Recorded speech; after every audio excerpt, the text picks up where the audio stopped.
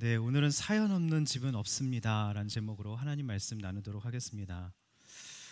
아, 정말 저희 집에는 사연이 참 많거든요. 그래서 야곱의 이렇게 집안의 사연을 보면서 참 위로를 많이 받았습니다. 우리 집만 그런 것이 아니라 성경에 나오는 야곱의 믿음의 조상인 야곱도 우리랑 똑같은 인생과 가정의 사연을 가지고 있었구나 위로를 얻었습니다.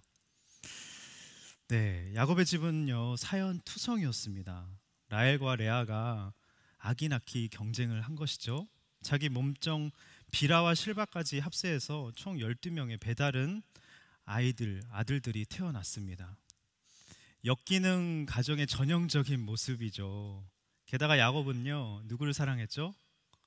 라헬을 엄청나게 편애했습니다. 그리고 라헬의 소생인 요셉을 너무 이뻐했어요. 네. 그러니 레아 자식들은요 자기 엄마를 사람 취급도 안 하는 아버지를 보면서 어땠을까요? 엄마를 대하는 모습이 바로 자기를 대하는 모습이라고 하잖아요. 그죠? 굉장히 무시받는 느낌이 굉장히 심하게 들었을 겁니다. 분노했을 거예요. 그래서 삐뚤어 나가기 시작했는데요. 레아의 자식들이 맏아들 르우벤은요 라헬의 몸종이었던 비라와 통간을 합니다. 아버지의 잠자리를 더럽힌 것이죠. 또 레아의 딸 디나는요 성폭행을 당하는데요. 야곱은 자기 딸인데도 모르는 척을 하는 겁니다. 너무하죠. 레아 아들 시몬과 레위가 아버지가 어떻게 그럴 수 있냐면서 세겜 사람들을 몰살해 버립니다. 이것이 야곱에게 큰 위기를 가져다 주기도 했습니다. 그러니까 레아의 자식들은 루벤은 그렇고 시몬과 레위는 살인자인 겁니다. 통간을 하고. 그러니까 레아의 자식들은 꼴도 보기 싫었을 것 같아요. 자, 그런데 이에 반해서 라헬 소생의 요셉은요 예쁜 짓만 골라 하는 겁니다. 네, 게다가 라헬이 베냐민을 낳다가 난산으로 죽거든요. 그러니까 라헬이 너무 그리웠던 것 같아요. 그러니까 요셉의 얼굴을 보면 라헬이 이렇게 연상이 되는 겁니다. 그러니까 요셉을 너무나도 이뻐하고 편애를 했다는 것이죠. 믿음의 조상 야곱이 그렇습니다, 여러분. 그런데 아이러니한 것은 야곱 자신이 편애로 너무 고통을 받았잖아요. 이삭이 유약하고 소심하고 내성적이어서 그렇게 편애를 받았잖아요. 그런데 자신도 똑같이 편애를 지금 하고 있는 것입니다. 자, 오늘은 이런 야곱집의 사연에도 불구하고 하나님의 뜻은 어떻게 이루어지는지 하나님의 음성을 듣기를 원합니다. 자, 첫 번째로요 편애 야곱을 살펴보기를 원합니다. 야곱이 어떻게 편애했는지 한번 살펴보기를 원합니다. 자, 2절 한번 읽어보도록 하겠습니다. 시작. 야곱의 가족에 관한 이야기는 다음과 같습니다. 요셉은 17세의 소년이었는데 자기 형들과 함께 양치는 일을 했습니다. 요셉은 자기 아버지의 아내들인 비라와 실바가 낳은 아들들을 도왔습니다. 요셉은 형들의 잘못을 보면 그대로 자기 아버지에게 전했습니다. 미워할 짓만 골라서 하죠. 그래서 말씀에 보면요 특별히 요셉은요 자기 아버지가 그 첩에 빌하와 실바가 낳은 아들들을 돕게 하면서 같이 그들과 지내게 했습니다. 왜 그랬을까요? 레아 자식들과 만약 같이 뒀다가는요 요셉이 엄청 구박받고 무시받고 죽을 수 있겠구나, 힘들어지겠구나 싶었던 것입니다. 그래서 야곱은 요셉이 첩의 자식들과 함께 일하게 함으로써 요셉이 상대적으로 첩의 자식이니까 무시할 수 있잖아요. 자기 마음대로 할 수 있잖아요. 상대적 우월감을 가지고 편하게 지내도록 배려를 합니다. 여러분, 이게 사랑일까요? 여러분, 사랑할수록 사실 자녀는요 험지로 오지로 보내야 된다는 것이죠. 근데 야곱은 그러지 못했습니다. 자, 그런데 생각해 보십시오. 첩의 아들들이 요셉을 껴준 거잖아요. 그래도 고자질하고 그러는데 껴줘서 같이 놀게끔은 해준 거잖아요. 잘 지내면 얼마나 좋아요. 우리의 요셉, 17세 소년 요셉.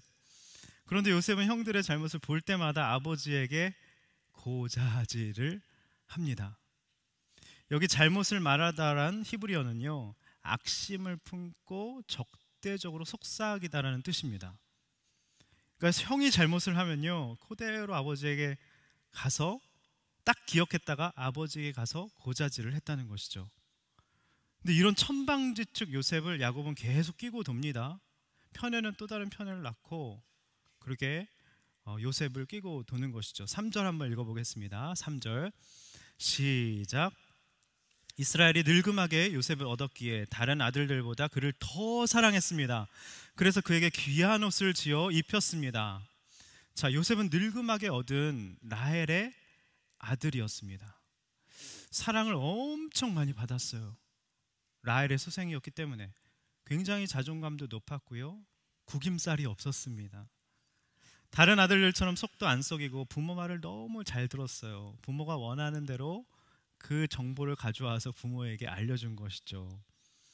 여러분, 자식이 예쁘고 공부 잘하고 착해요. 그러면 안 예뻐할 부모가 어디 있겠습니까? 그죠? 여러분, 결혼할 때 요셉 같은 배우자랑 결혼하시겠어요? 아니면 형들, 그죠? 루벤은 통관했고 시몬과 레위는요 살인자였습니다. 레아의 소생들과 결혼하시겠어요? 아니 요셉과 결혼하시겠어요? 물어보세요, 옆 사람에게. 당연히 요셉이죠. 근데 천방지축, 구김살 없고 세상 물정 아무것도 모르고 말하는 족족 그냥 염장 지르는 말만 하는 겁니다. 누가 좋을 것 같으세요? 네, 죄를 지어서 르우벤은 굉장히 겸손했던 것 같아요. 그죠? 나중에 유다는요, 자기가 그렇게 동생을 판 것을 알고 바로 다음 장 창세기 38장에서는요 회개하고 돌이키고 완전 새 사람이 됩니다. 여러분, 어떤 사람이랑 결혼하시겠어요? 네, 굉장히 중요한 질문이죠. 자, 어느 정도로 편애했냐면요, 요셉에게만 특별히 귀한 옷을 지어 입힐 정도였습니다.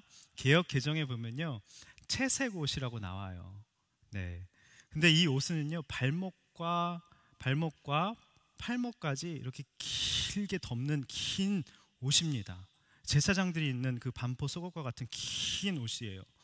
다들 형제들은 작업복 입고 있는데 혼자 완전 고급 메수의 120수, 메수가 가장 이렇게 부들부들한가요? 그 엄청난 귀한 옷을 입고 형들 일하는데 가가지고 그냥 이렇게 동태만 살피고 자기는 하나도 일 도와주지도 않고 얼마나 꼴불견이었겠습니까?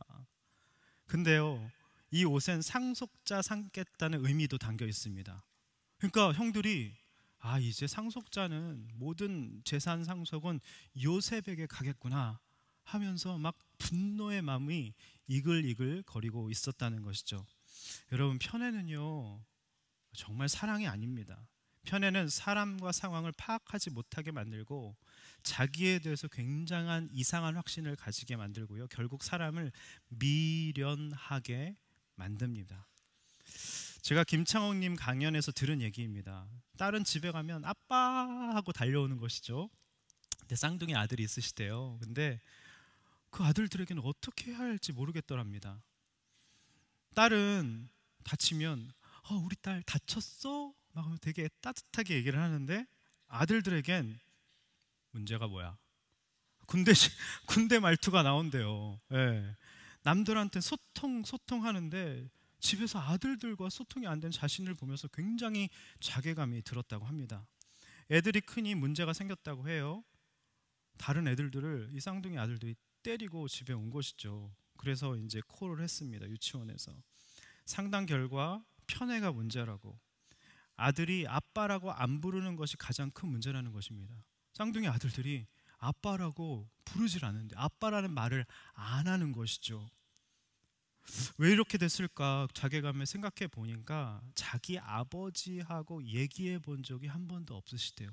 대화를 해본 적이 없으신 거죠. 아버지가 뭐 하는 건지도 모르겠고 또 어떻게 하는 게 아버지 역할이란 걸 본 적이 없으니까 너무 어떻게 해야 될지 힘이 들었다고 합니다. 근데 이렇게 하다간 더 큰 문제가 생기겠다 싶어서 처방을 받았는데 아들에게 친한 연기를 해야 한다고 처방을 받은 것이죠. 근데 그러려면 먼저 자기 아버지와의 관계가 풀려야 자식한테도 자연스러워진다는 것이었습니다. 그래서 어색하더라도 아버지에게 전화도 하고 친한 연기를 굉장히 노력을 하셨대요. 그런데 어느 날 제주도 어떤 치과에서 아버지가 누구시 맞죠? 하고 전화가 온 거죠.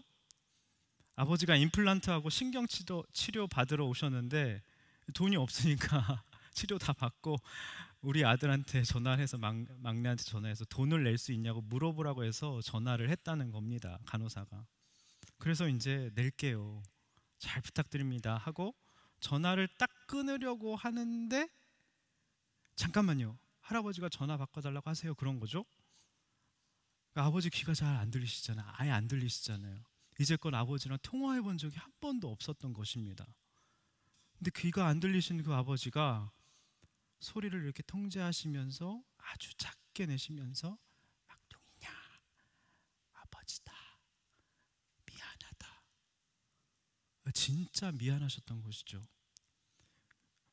그동안 결혼을 안 하려고 한 이유도 아버지, 애를 낳고 싶지 않았던 것도 아버지,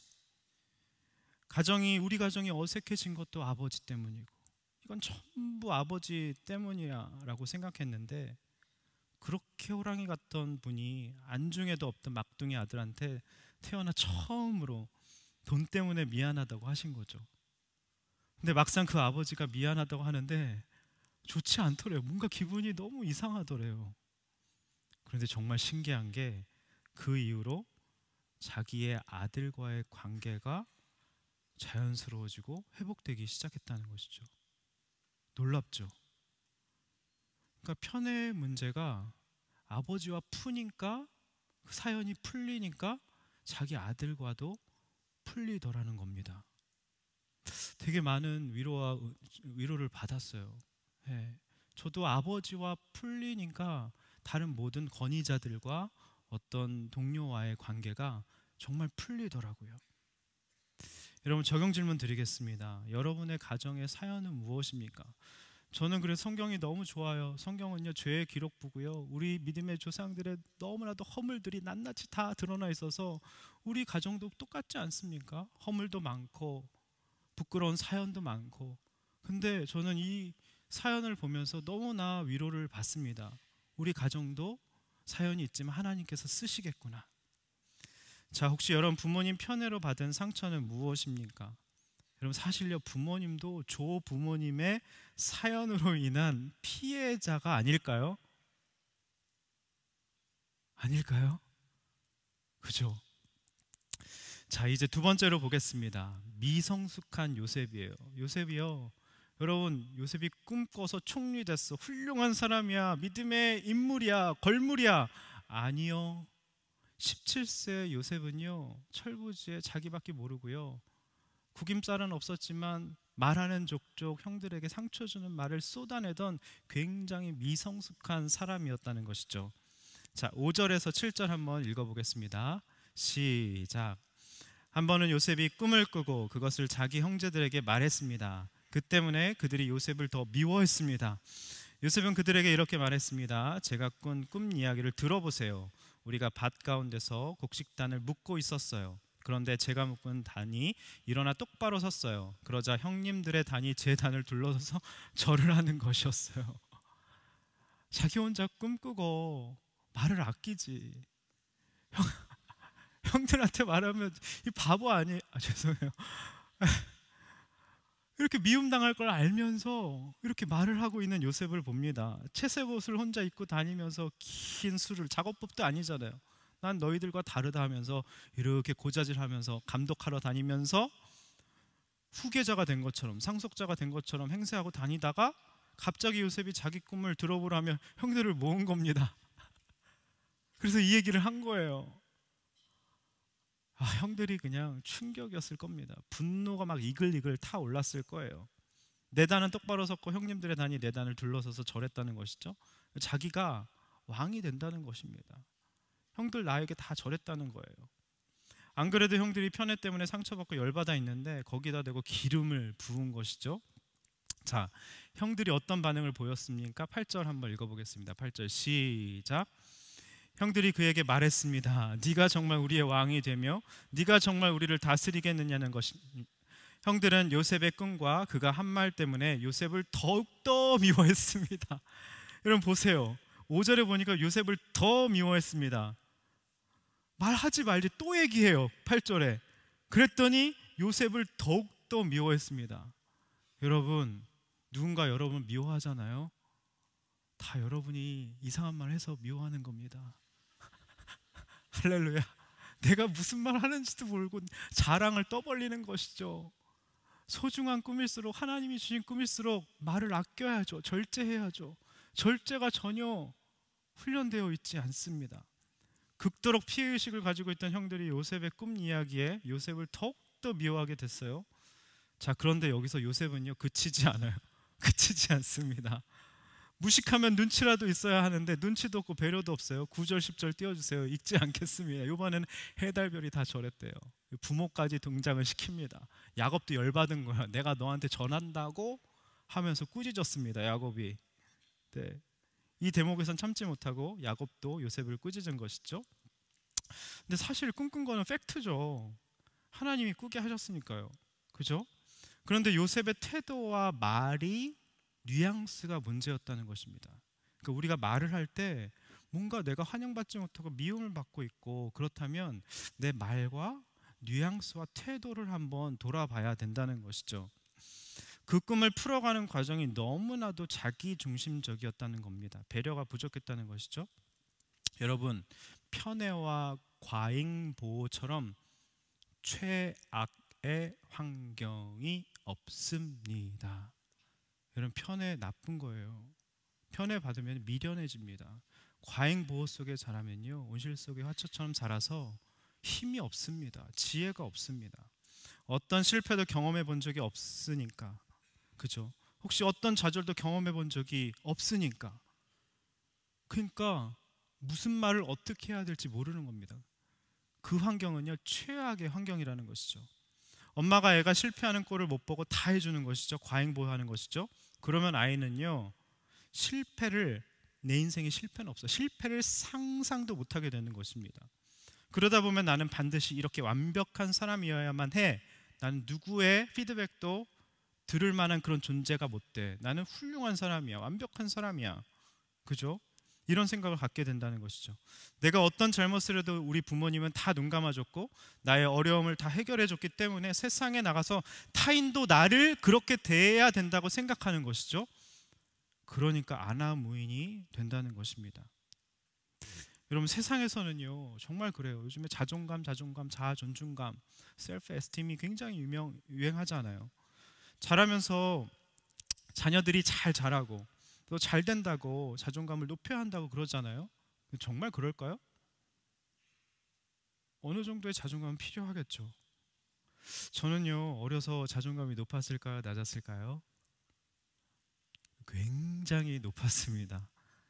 자라면서 별로 제지를 받거나 야단을 맞아본 적이 거의 기억이 안 납니다. 왜냐하면 아버지가 밖으로 도시고 그러면서 아버지를 무시하고 그러면서 내 할 일 열심히 하고 엄마 속을 썩이지 않으려고 연애도 한 번도 못 해봤어요.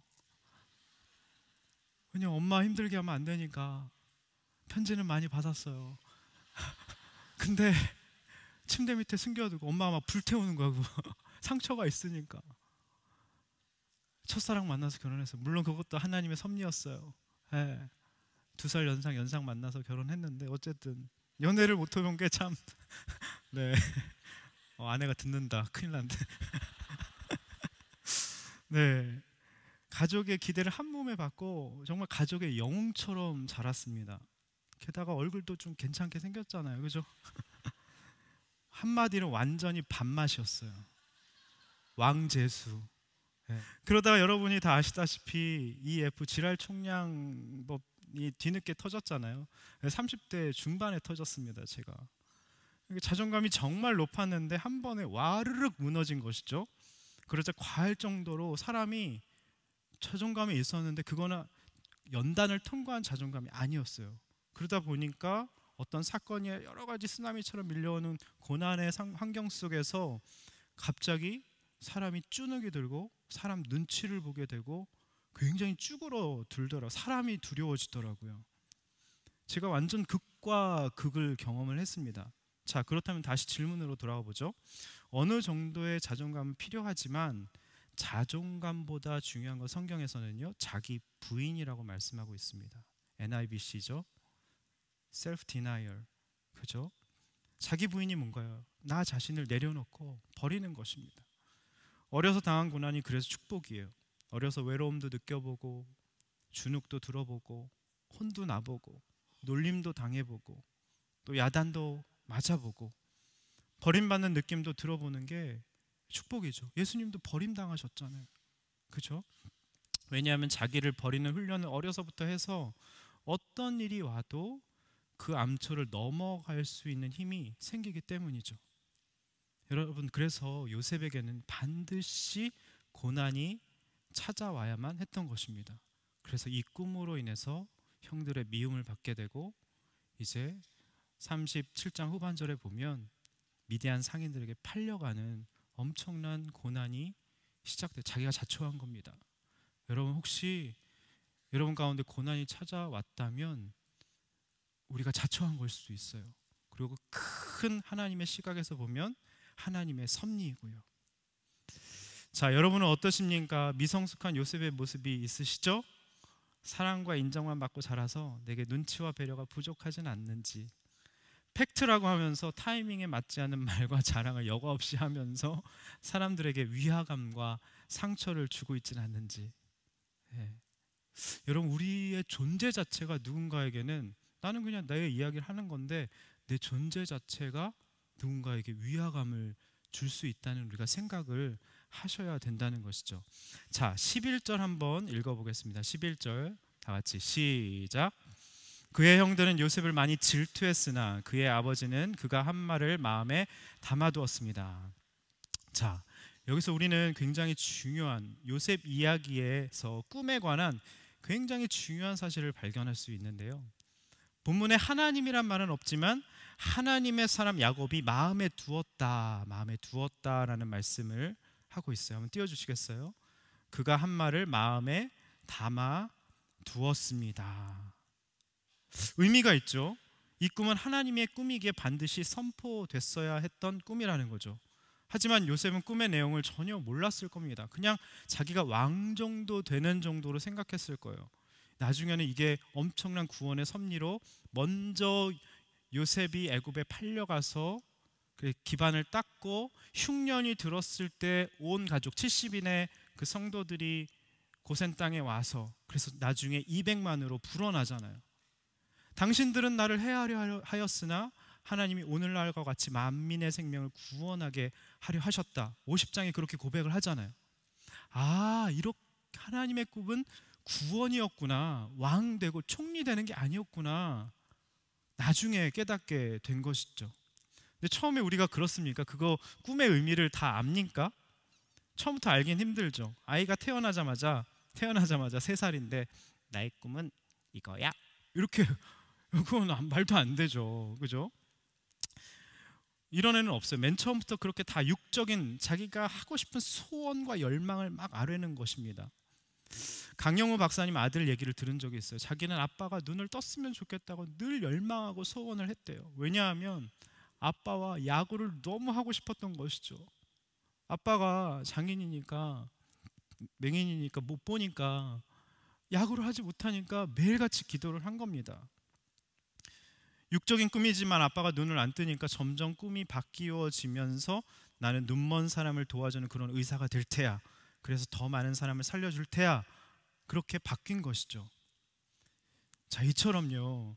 하나님의 주신 꿈을 우리가 어떻게 풀어가는가가 중요한 것입니다. 아무리 하나님이 주신 것이어도 공동체를 생각하지 않고 사람들을 배려하지 않고 나의 꿈만 이루고자 애쓴다면 그 꿈은 훈련받고 연단받고 재련받아야 되는 꿈이라는 것입니다. 내 꿈이 중요한 게 아니에요. 그 꿈으로 인해서 상처받을 사람까지 고려해야 한다는 것이죠. 그래서 우리는 내가 지금 갈망하고 있는 그것, 꿈이라고 생각하고 있는 그것이 내 꿈인지 하나님의 꿈인지를 우리는 늘 물어야 되는 것입니다. 그 열망과 소원이 내 이기적인 죄성과 욕심이 아닌지 하나님께 물어야 되는 것이죠. 남들에게 부러움을 사는데 실제로는 탐욕을 감추고 있는 꿈은 아닌지, 나만 빛나고 다른 사람들을 힘들게 만드는 꿈은 아닌지 우리는 반드시 물어야 된다는 것입니다.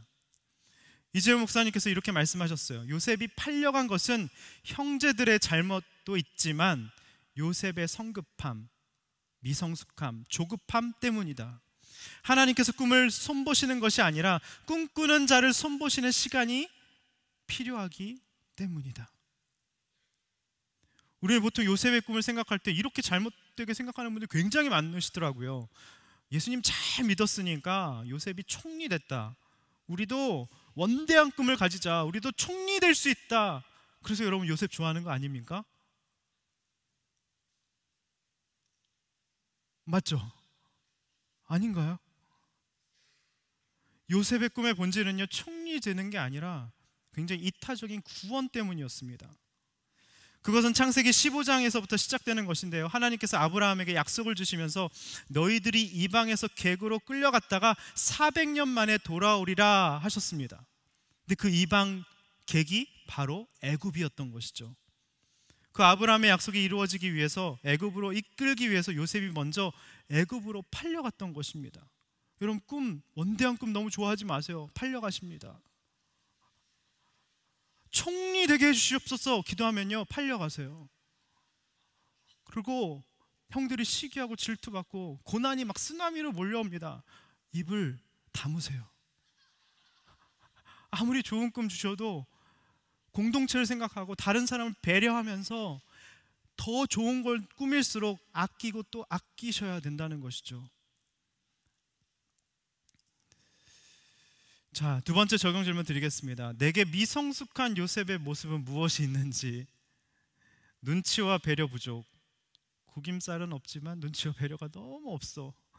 그죠? 한번 나눠보세요. 다른 사람한테 너는 구김살 없는데 너 왜 이렇게 눈치와 배려가 없어, 이렇게 얘기하면 절대로 안 됩니다. 내가 바로 그렇다고 내가 얘기해야지. 그죠? 항상 내가 죄인이고 항상 기도할 때는 우리가 기도했다라고 하셔야 돼요. 저도 이제 우리 두 딸이 있는데 성적이 이번에 조금 올랐는데 아빠가 기도했잖아, 아빠가 기도했어, 내가 기도했어, 그렇게 하시면 안 돼요. 항상 우리가 기도했다라고, 나쁜 거는 내가 죄인이야. 그죠? 그렇게 얘기해야 된다는 것이죠. 여러분, 눈치와 배려의 부족, 또 타이밍에 맞지 않은 말과 자랑, 자기중심적, 이기적인 것들, 또 내 꿈인지 하나님의 꿈인지, 명분이 있는데 실제는 탐욕이 아닌지, 나만 빛나고 다른 사람은 힘든 꿈은 아닌지, 여러분의 꿈을 정말 돌아보셔야 된다는 것이죠. 자, 세 번째로 보겠습니다. 시기의 형들이에요. 시기의 형들. 여러분들에게 질문 한번 해보겠습니다. 자, 그럼 편애받은 요셉을 증오하고 제거하고 싶었던 형들은 요셉보다 낫습니까? 그렇지 않죠. 요셉의 형들은 엄마 없이 자란 이복 동생을 사실 불쌍히 여길 줄 몰랐던 것이죠. 그냥 죽일 놈이었습니다. 실제로 너무 잔인하게 구덩이에 던져서 죽여버렸습니다. 다행히 물이 없어서 살아난 것이에요. 사실 이미 죽인 거나 다름이 없었습니다. 동생을. 시기와 질투, 여러분, 시기와 질투는 정말 무섭습니다. 편애하는 오빠, 그래서 그 시기와 분노로 그 오빠를 미워하는 동생, 다 똑같다는 것이죠. 사실 요셉과 형들의 이야기는요, 누가복음 돌아온 탕자와 맏아들 이야기와 정확히 오버랩이 됩니다. 탕자가 집에 돌아왔을 때 아버지는 말할 수 없이 기뻐했죠. 너무 잔치를 벌였습니다. 가락지 끼워주고 송아지 잡고, 얘들아 내 아들이 돌아왔다, 막 너무 기뻐했습니다. 그런데 맏아들은요, 그 아버지 마음에 조금도 공감하지 못하고 오히려 아버지에게 나를 위해서 염소 새끼 하나 잡아준 적 있으십니까? 하면서 아버지한테 당신이라고 그랬어요. 분노를 쏟아냈습니다. 자기 역시 아버지를 사랑한 게 아니라 아버지 재산을 탐하고 있었다는 사실을 온몸으로 드러낸 것이죠. 동생은 타락한 방식으로, 맏아들은 자신은 얌전한 방식으로 아버지 재산을 노리고 있었던 것입니다. 둘 다 목표는 아버지의 재산이었습니다. 그러니까 여러분, 요셉과 그의 이복 형들 사이에서 누구를 더 나쁘다고 할 수가 없는 것이죠. 자, 오늘 본문이 우리에게 말씀하고 있는 굉장히 중요한 교훈은요, 모두가 다 죄인이라는 것입니다. 나에게 상처 준 편애하는 아버지가 가해자고 내가 피해자다. 이 프레임 씌운다는 게 얼마나 하나님 보시기에 마음 아픈 얘기인지 모릅니다. 형들도 죄인이고 요셉도 죄인이고 야곱도 죄인이란 거예요. 부모님의 사연으로 난 편애받았다, 피해자다, 평생 부모님과 연을 끊지 않았. 여러분, 연을 끊지 않으셨으면 좋겠습니다. 사실 부모님도 조부모님의 사연 때문에 피해자일 뿐인 것입니다. 2주 전 한 형제와의 나눔을 했어요. 자신의 환도뼈는 자신의 신념이었다고. 20대 때 정말 열심히 일해서 아버지 가업을 이어받기로 했는데 갑자기 사고만 치던 형이 갑자기 나타나서 가로챈 것입니다. 그렇게 장남을 편애한 아버지를 20년간 분노에 차서 편애한 아버지, 망나니 형이 돌아와서 장남이라고, 내가 이렇게 열심히 일했는데 가업을 내가 이어받아야 되는데 형이 약속까지 했는데, 평생 분노로 20년간 연을 끊었다고 합니다. 근데 제가 설교 때마다 제 아버지 얘기하잖아요. 그렇죠? 아버지가 가해자가 아니라 내가 가해자라고, 나를 목사 만들기 위해서 아버지가 수고한 것이라고 누누이 말씀드렸잖아요. 근데 그 얘기를 들으면서 자신의 신념을 깨고 상담도 받고 여러 가지 노력을 했는데 20년 동안 그게 안 되더래요. 근데 말씀 듣고 적용해서 아버지에게 찾아가 용서를 구했다고 하더라고요. 그랬더니 아버지가 그래 아들아, 그럴 줄 알았는데 화를 내시더랍니다. 그래도 아버지께 용서하다고 빌고 회복이 되신 거죠. 정말 대단한 적용을 하셨더라고요. 여러분, 사연 없는 집은 아무 데도 없습니다. 다 사연이 있어요. 편애한 야곱도 죄인이고요, 미성숙한 요셉도 죄인이고요, 시기로 동생을 죽이려 한 형제들도 죄인입니다. 누구도 누구를 손가락질할 수 없다는 것이죠. 모두 다 예수님이 필요한 것이죠. 요셉은 요셉대로 하나님의 꿈을 이뤄가기 위해서 팔려가는 고난, 다 아시잖아요. 이제 엄청난 고난이 찾아오잖아요. 형들도 회개에 이르기까지 훈련이 필요했고, 야곱도 요셉이 죽은 줄 알고 평생토록 편애의 대가를 너무나도 혹독하게 치릅니다. 지난번에 말씀 들었잖아요. 자기가 속인 그 속임의 대가도 혹독하게 라마라는 게 20년 동안 치렀어요. 아버지를 어떻게 미워할 수 있겠어요? 나중에 유다가 회개하고 돌이켜서 자기가 목숨을 내놓겠다고, 베냐민 데려오겠다고 유다가 중재 역할을 합니다. 이 가정에, 사연 많은 가정에 요셉도 변하고 유다도 변하고 나머지 형제들도 변하면서 창세기 50장의 놀라운 회복과 용서가 이루어지게 되는 것이죠. 여러분, 우리 집의 사연은요, 누구 때문도 아닙니다. 아버지 때문도 아니에요. 어머니 때문도 아닙니다. 편애 받으셨다고 평생 부모님 미워하지 마시기 바랍니다. 나를 하나님의 사람으로, 요셉을 진짜 요셉으로 만드시기 위한 하나님의 그 사연은 훈련의 환경인 것입니다. 그리고 그 사연을 통해 우리를 공고하게 만드심으로, 상하고 통회하는 심령이 되게 만드심으로 말미암아 저는 주님밖에 없어요. 저는 주님 없으면 살 수 없어요. 그렇게 형들도 만들고 요셉도 만들고 야곱도 그렇게 만들었다는 것이죠. 여러분, 저는 이 연사 또 외칩니다. 사연도 축복입니다. 사연도 축복이에요. 사연이 있었기 때문에 이 가정이 놀랍게 회복되고 쓰임받고 하나님의 사람들로 변화된 것이죠. 자, 말씀을 맺겠습니다. 여러분, 편애의 야곱 우리가 들었어요. 여러분의 가정의 사연은 무엇입니까? 부모님의 편애로 받은 상처, 여러분 상처를 곱씹지 마시기 바랍니다. 부모님도 조부모님의 사연 때문에 어쩔 수 없이 그렇게 되신 겁니다. 두 번째, 미성숙한 요셉을 봤습니다. 내게 미성숙한 요셉의 모습을 이 시간 회개하기 원해요. 누구 때문에 고난이 온 게 아니에요. 바로 나의 눈치 없음과 배려 부족하고 타이밍에 맞지 않은 말과 자랑으로 그렇게 자초한 것이죠. 자기 중심적이고 이기적인 모습을 회개했으면 좋겠습니다. 여러분, 정말 내 꿈이 하나님의 꿈인지, 이타적인 꿈인지, 구원을 위한 꿈인지, 단순히 왕이 되고 잘 되고 돈 잘 벌어서 행복하게 살려는 것이 내 인생의 목적인지 여러분 오늘 심각하게 생각해 보셔야 됩니다. 세 번째, 시기의 형들입니다. 사연 없는 집은 없습니다. 다 죄인이에요. 누구도 누구를 손가락질할 수 없는 것이죠.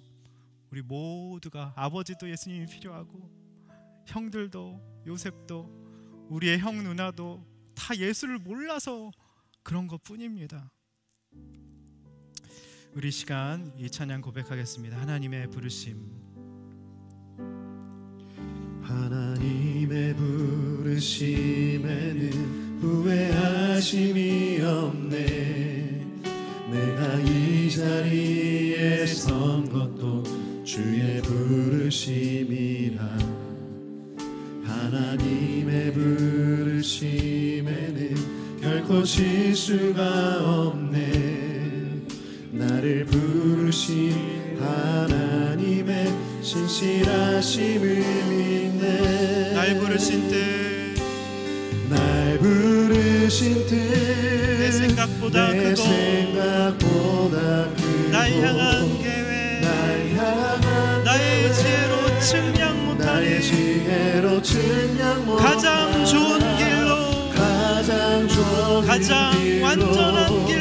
가장 완전한 길로, 오늘도 날 이끄시네. 우리 2절 찬양하겠습니다. 작은 나를 부르신, 작은 나를 부르신 뜻을 나는 알 수 없지만 오직 감사와 순종으로 주의 길을 가리라. 때론 내가 연약해져도 주님 날 도우시니 주의 놀라운 그 계획을 나는 믿으며 살리. 날 부르신 뜻 내 생각보다 크고 날 향한 계획, 나의 지혜로 측량 못하나 가장 좋은 길로, 가장 완전한 길로 오늘도 날 이끄시네. 다시 한번 2절 고백하겠습니다. 작은 나를 부르신 뜻을, 작은 나를 부르신 뜻을 나는 알 수 없지만 오직 감사와 순종으로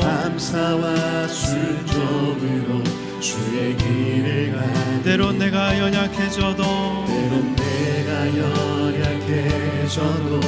아멘. 우리를 도우시는 주님을 찬양합니다. 주의 놀라운 그 계획을 나는 믿으며 살아가겠습니다. 날 부르신 뜻, 내 생각보다 크고 날 향한 계획 나의 지혜로 측량 못하나 가장 좋은 길로, 가장 완전한 길로 오늘도 날 이끄시네. 우리 이 시간 우리의 가족의 사연을 놓고 기도하기 원합니다. 하나님, 야곱의 사연이 바로 우리 가정의 사연입니다. 주님, 우리를 불쌍히 여겨 주시옵소서. 먼저 편애하는 그 부모님과의 관계가 풀리기 원합니다. 그래야 나중에 우리가 결혼해서도 자식한테도 자연스러워지고 편애와 대물림이 되지 않는다고 오늘 말씀해 주셨는데, 하나님, 혹시 그 아버지 때문에 결혼을 하고 싶지도 않고 가정도 꾸리고 싶지도 않고 애를 낳고 싶지도 않고 이게 전부 다 아버지 때문이라고 생각했던 나의 잘못된 생각들, 하나님 이 시간 회개하기 원합니다. 아버지도 그 조부모님의 사연으로 말미암아 그럴 수밖에 없으셨던 것인데 우리 모두 다 죄인이고 연약한 허물 많은 죄인일진데, 하나님, 우리의 모든 가정의 사연이 말씀으로 해석될 수 있도록 인도하여 주시옵소서. 하나님, 우리가 이 시간 오늘 기도할 때 하나님 우리의 모든 가정의 사연이 말씀으로 해석되는 놀라운 역사가 있게 하여 주시옵소서. 편애하는 부모님을 이해하고 용납할 수 있도록 주님 우리 가운데 은혜를 허락하여 주시옵소서. 하나님 아버지, 우리 부모님도 조부모님의 사연으로 인한 피해자라고 말씀해 주셨는데 하나님 우리가 서로 미워하고 정죄하고 판단하고 손가락질하는 것이 아니라 이해하고 사랑하는 우리의 모든 가족이 될 수 있도록 주님 붙들어 주시옵소서. 다 같이 주여 한번 부르고 기도하겠습니다. 주여. 하나님 이 시간 기도합니다. 하나님 우리의 모든 가정에 사연이 없는 것이 없습니다. 하나님 편애와 하나님 내려오는 모든 잘못된 관행과 하나님 서로 상처 주는 말로 하나님 연을 끊고 보기 싫어하는 우리의 마음 가운데 나약함과 연약함들이 있습니다. 하나님 손가락질하며 판단하고 정죄하는 우리의 연약함들을 주님 불쌍히 여겨 주시옵소서. 하나님 편애의 야곱도 그 아버지에게 편애를 받았기에 자기도 모른 채 편애하고 있는 그 야곱의 대물림을 보게 되면서 하나님 그 아버지를 미워하지 않을 수 있도록 주님 인도하여 주시옵소서. 하나님 우리가 정말 주님 편애는 사랑이 아니라고 하셨는데 사람을 미련하게 만드는 것이 편애라고 하셨는데 하나님 우리 부모님들도 하나님 편애하지 않게 하여 주시고 서로 회개하고 돌이키며 미안하다라고 고백하며 나아가는 부모가 될 수 있도록 주님 인도하여 주시옵소서. 하나님 우리를 붙들어 주시옵소서. 하나님 우리가 요셉처럼 미성숙합니다. 하나님 눈치도 없고 배려도 없고 하나님 그 요셉의 태도와 말이 문제라고 하셨는데 하나님 내가 하고 싶은 거 원하는 것을 풀어가는 과정이 너무나도 자기중심적이고 배려가 부족했습니다. 하나님 편애와 과잉보호로 말미암아 하나님 나는 완벽한 사람이어야 된다는 잘못된 고정관념으로 말미암아 하나님 그렇게 하나고 일적으로 행동하는 우리의 연약함을 주님 불쌍히 여겨 주시옵소서. 제지와 야단을 받아본 적이 없어서 하나님 가족의 영웅으로 찾아서 하나님 정말 주님 앞에 배려가 부족하고 하나님 사랑하는 마음이 부족했습니다. 하나님 정말 이 모든 상황을 통하여서 야곱 요셉의 모든 꿈도 키워가시고 메시지도 키워가시고 요셉도 회복시켜가는 모습을 보면서 하나님 우리도 그렇게 회복함을 허락하여 주시옵소서. 하나님 자존감보다 중요한 것이 자기 부인이라고 하셨는데 하나님 어려서 당한 고난과 외로움과 주눅 놀림과 하나님의 하자함과 버림받는 느낌을 축복이라고 하셨습니다. 하나님 어떤 일이 와도 그 암초를 넘어갈 수 있는 힘을 생기게 하신다고 하셨는데 그 고난을 통하여서 연단을 받아서 성숙한 인격이 될 수 있도록 주님 인도하여 주시옵소서.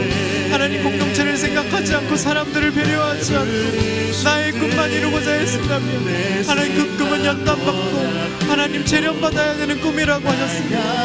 하나님 오늘 내 꿈이 하나님의 꿈인지 이 열망의 소원이 내 이기는 죄성의 욕심인지 주님 앞에 묻기를 원합니다. 나만 빛나고 다른 사람이 있는 꿈은 아니지 우리가 돌아볼 수 있도록 주님 인도하여 주시옵소서.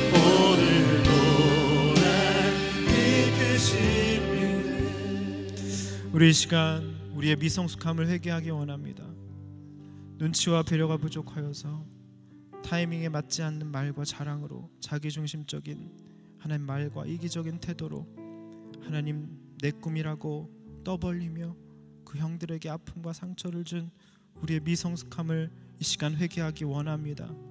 하나님 정말 자존감보다 중요한 것이 자기 부인이라고 하셨는데 하나님 특별히 우리 사랑하는 지체들 청년들 어려서 당한 고난이 오늘 축복이라고 하십니다. 외로움도 느껴보고 주눅도 들어보고 놀림도 당해보고 야단도 많이 맞아보고 하나님 그렇게 버림받는 느낌도 들어보는 게 오늘 축복이라고 하십니다.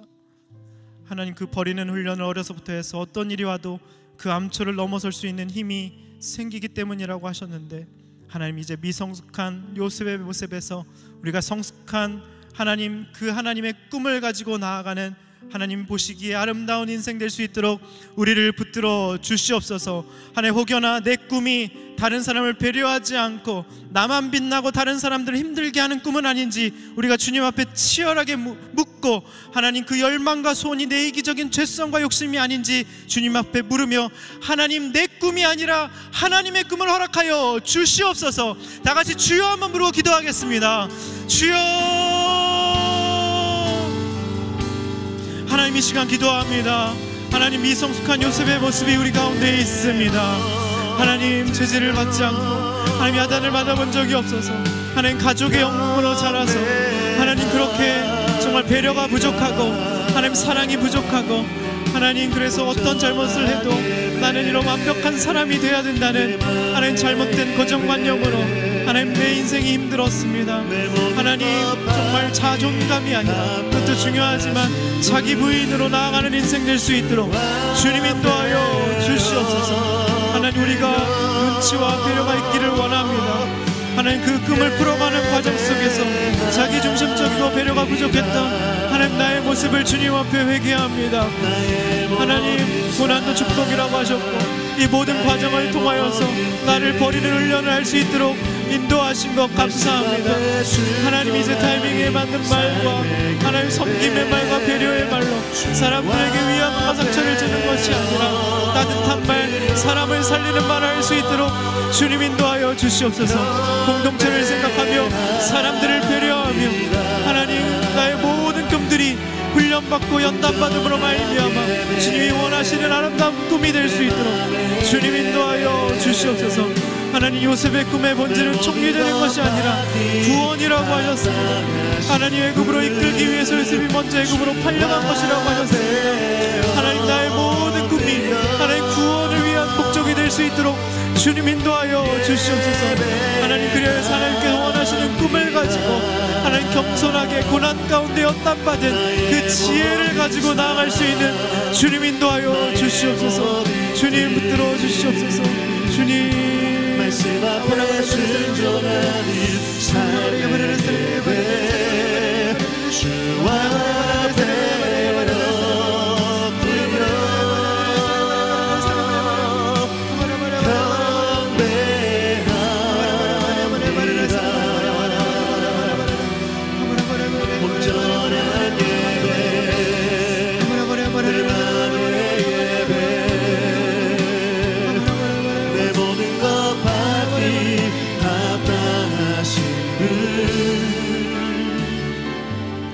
우리 이 시간 마지막으로 기도하기 원합니다.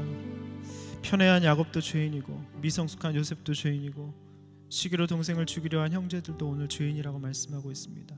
우리가 누구도 누구를 손가락질할 수 없다고 말씀하고 있습니다. 우리의 가족의 모든 구성원들에게 다 예수님이 필요하다는 것을 오늘 말씀해주고 계십니다.